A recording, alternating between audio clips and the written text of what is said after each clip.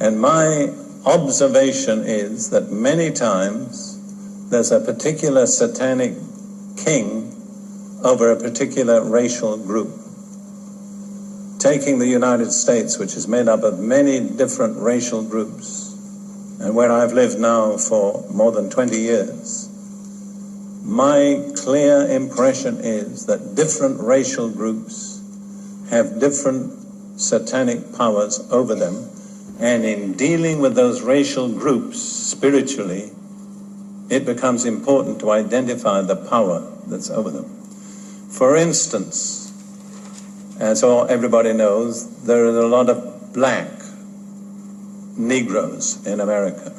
Now, I have no prejudice against black people. I love them. I have a black daughter. But they are the descendants of people who were taken there as slaves. And I've shared this with black Americans. You'll find that most black Christians can only get so far, and something seems to stop them.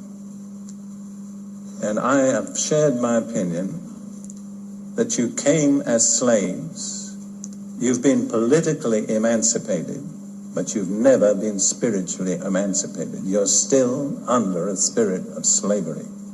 Now, Paul speaks about a spirit of slavery in Romans chapter 8 when he says, we have not received the spirit of slavery again, but the spirit of the God which makes us sons and daughters of God.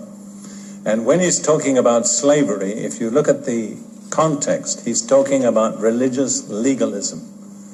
People whose religion consists of sets of rules. Do this, don't do that.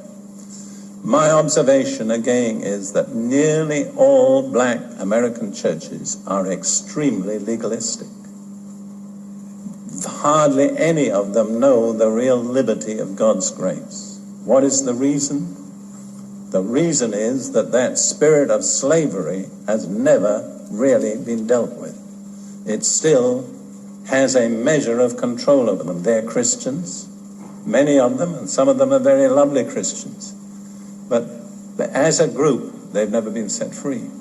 Take another group in the United States, the American Indians.